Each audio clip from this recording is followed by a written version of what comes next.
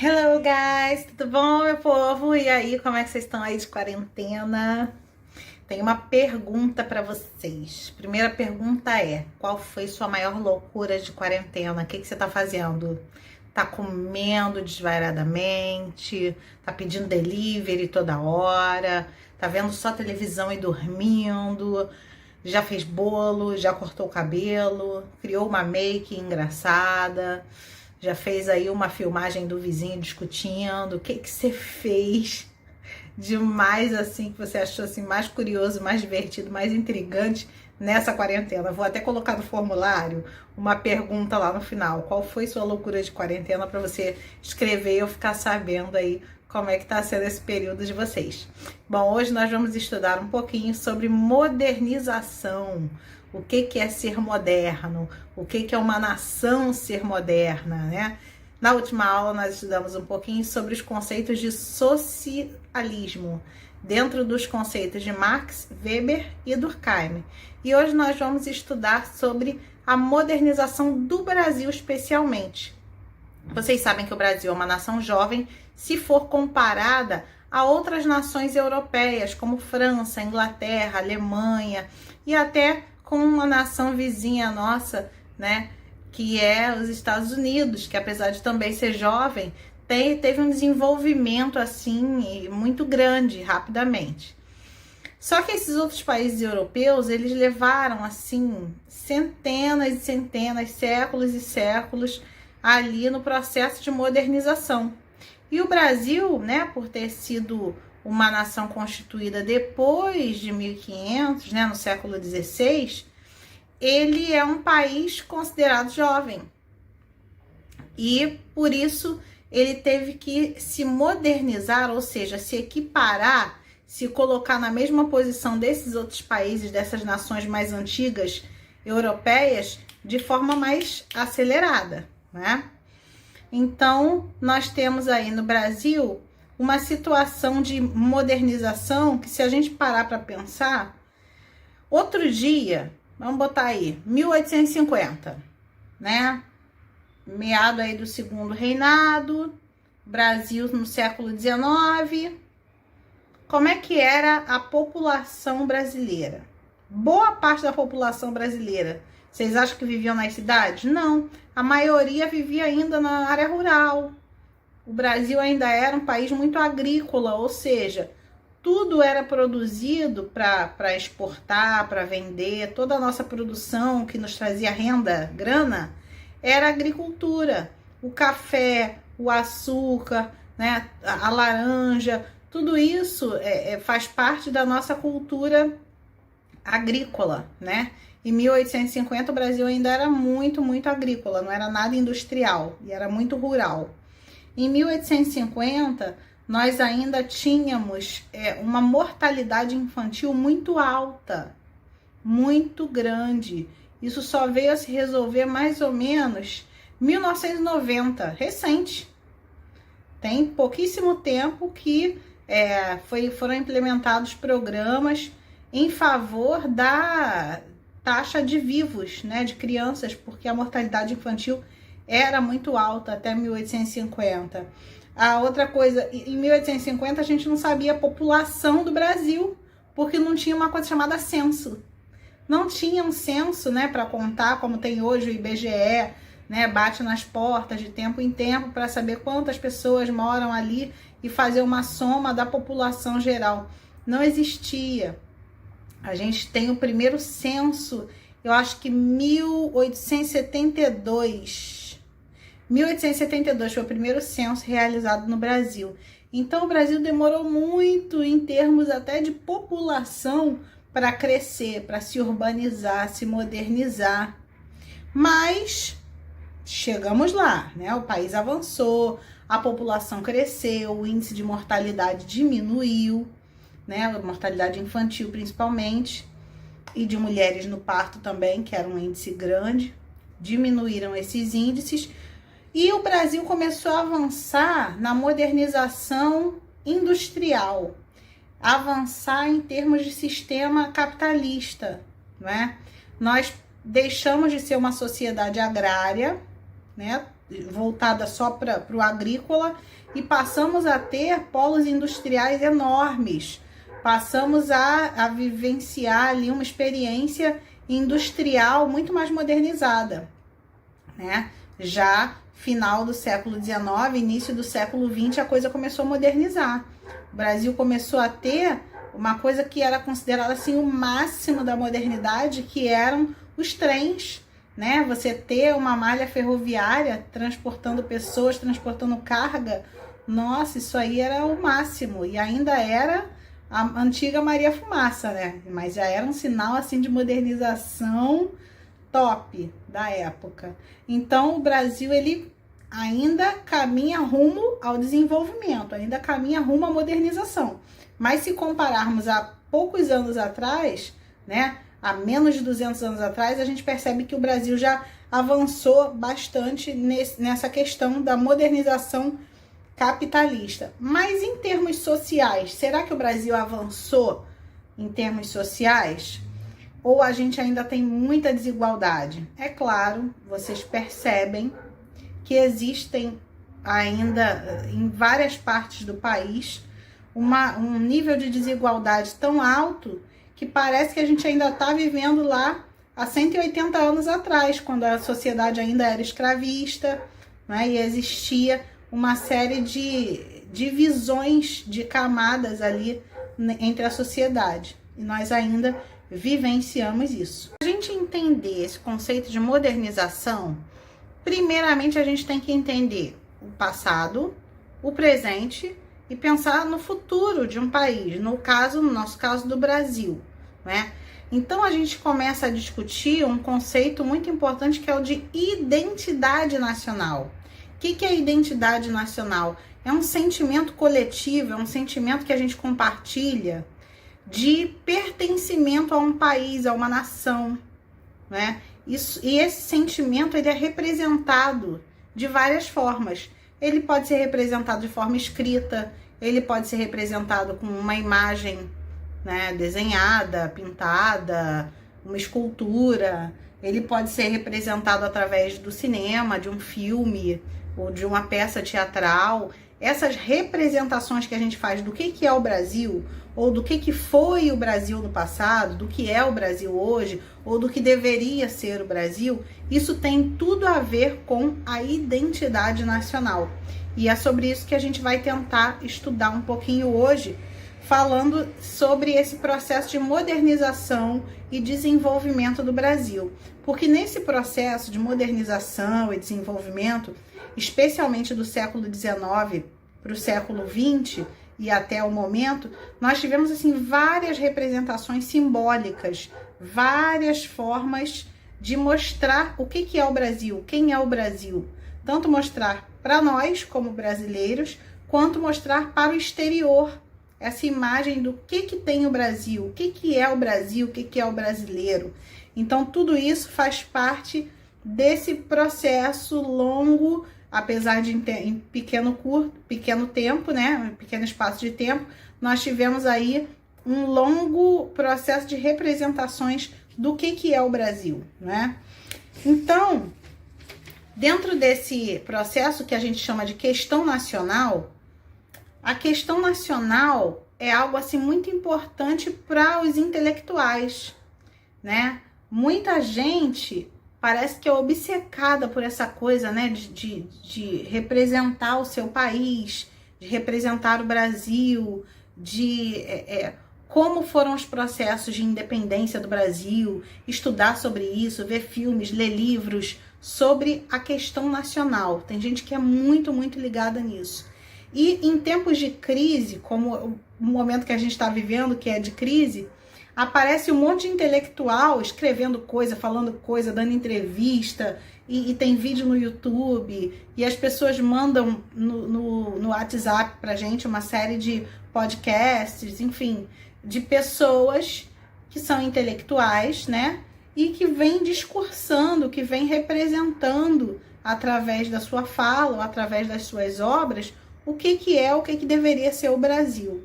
Mas para a gente entender, Raquel, o que são os intelectuais? A gente fala tanto de intelectuais, né? Quem são os intelectuais no Brasil, né? Essa palavra, intelectuais, ela surgiu lá na França, no século XIX, só para a gente entender, né? Para quê? Para representar aquelas pessoas que tinham um nível cultural, que tinham um nível de instrução maior, e ali elas representavam para a sociedade aquilo que elas entendiam dos fenômenos, dos fatos que estavam acontecendo. No Brasil, quem são os nossos intelectuais, né? Nossos médicos, nossos juristas, nós temos também professores, temos cientistas, temos arquitetos, engenheiros, pessoas que tiveram um nível cultural bacana, e aí eles ultrapassaram os limites da ciência que eles estudaram e passaram a estudar outras coisas, não é? E a partir das leituras que eles fizeram, a partir dos estudos, das observações, eles começam a fazer o quê? Doutrinas, teorias, eles começam a escrever e a falar sobre determinados assuntos para abrir os olhos da população, para chamar a atenção para alguns aspectos sociais, para alguns aspectos políticos, alguns aspectos econômicos, e alcançando assim não só as pessoas, né, mas principalmente também os que estão no seu nível acadêmico, aquelas pessoas que também têm um nível cultural maior, tá? E chamando, claro, a atenção da mídia para que isso chegue até nós com uma linguagem mais facilitada, com uma linguagem mais esmiuçada, para que a gente consiga entender o que a gente talvez na linguagem dos intelectuais não entenda tão perfeitamente bem, tá? Então, esses são os intelectuais no Brasil, mas no mundo inteiro sempre houve pessoas, mesmo antes dessa palavra surgir, que eram consideradas sábias. Por quê? Porque elas tinham um nível de sabedoria, um nível de conhecimento, né, que era maior que das demais pessoas. Então, elas eram reconhecidas pela população como intelectuais. Até aí foi? Por muito tempo, o Brasil foi descrito como um país tropical, abençoado por Deus, e bonito por natureza. Mas será que ele é só isso?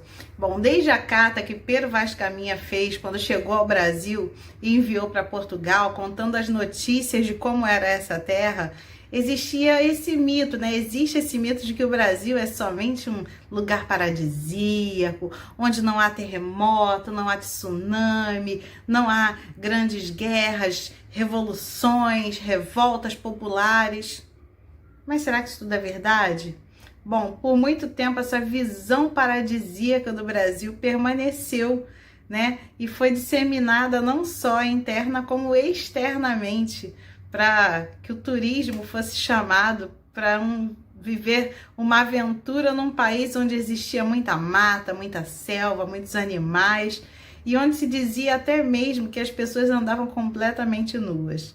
Bom, essa visão inevitável, porque realmente nosso país é muito bonito, também levou a um outro mito, né, que foi criado sobre a nossa sociedade.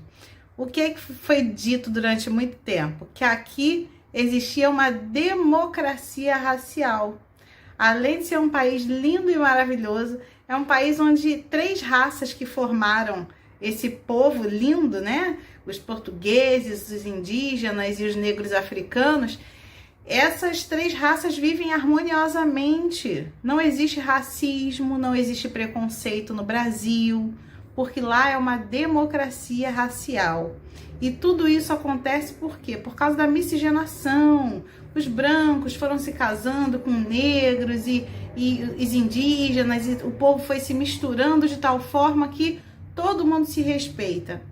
Mas quem criou essa teoria? Bom, um sociólogo chamado Gilberto Freire, que brasileiro, mas estava morando e estudando nos Estados Unidos, escreveu um livro chamado Casagrande e Senzala. E ali Freire diz exatamente isso. Ele explica, aliás, no seu livro, que a relação entre os senhores de engenho e os escravos, os negros trazidos da África, era muito harmoniosa, cheia de paz, cheia de respeito. assim como foi o tratamento dos colonizadores com os indígenas. Gente, mas de onde ele tirou isso?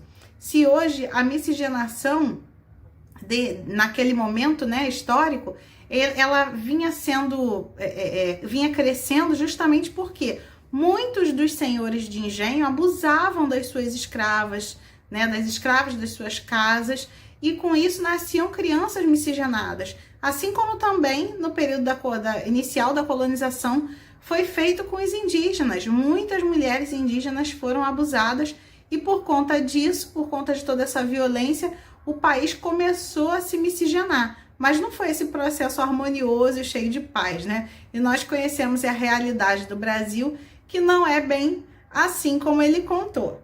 Bom, além disso, né, além desse mito da visão paradisíaca de Brasil e também da democracia racial, nós tivemos outras representações, né, do nosso país, graças a Deus. Além de intelectuais, também artistas resolveram escrever, né? Primeiramente foi a literatura quem lançou vários textos, vários livros sobre a realidade do Brasil.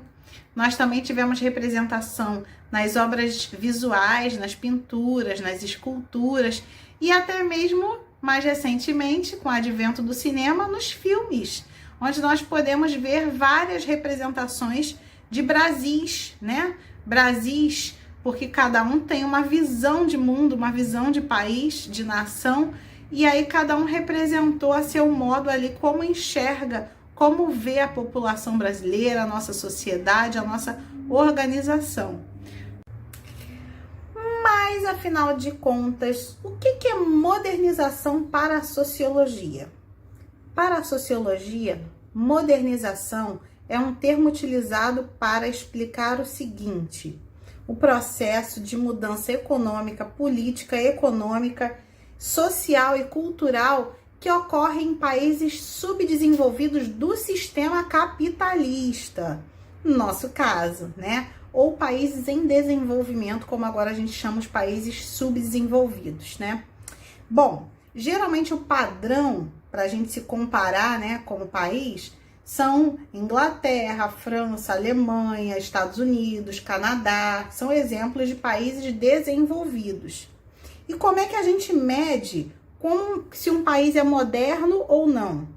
A partir do momento que a gente observa 3 quesitos muito importantes. Primeiro, se o sistema político desse país está se tornando cada vez mais democrático. Segundo, se a economia desse país está cada vez mais industrializada. E terceiro, se a sua população está cada vez mais urbana. Então, esses são os 3 pontos que a gente não pode esquecer do que é que caracteriza a modernização dos países subdesenvolvidos do sistema capitalista. Bom, as teorias de modernização, elas foram surgindo depois da Segunda Guerra Mundial.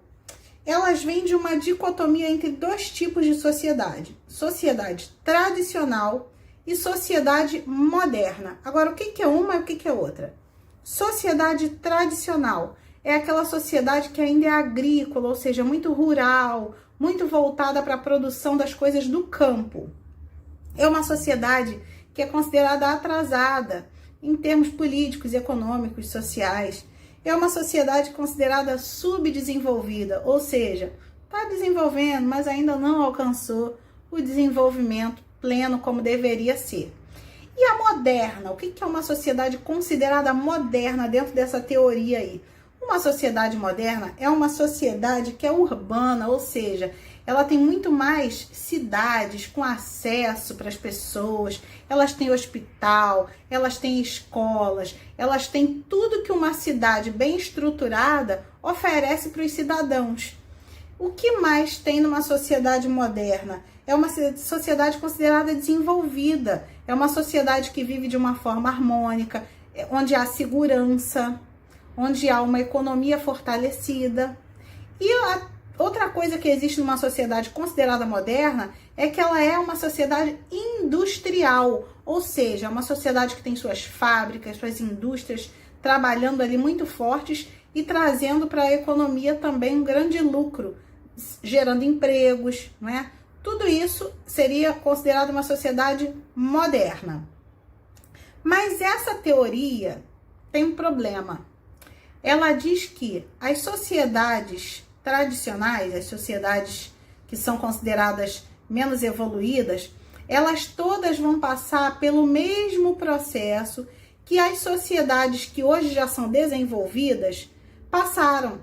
Ou seja, todas as etapas que a Alemanha, que a França, os Estados Unidos, o Canadá passaram, eles dizem que países como o Brasil, a Colômbia, países da América do Sul, vamos dar como exemplo, ou países da África, que eles também vão seguir os mesmos passos para chegar ao desenvolvimento.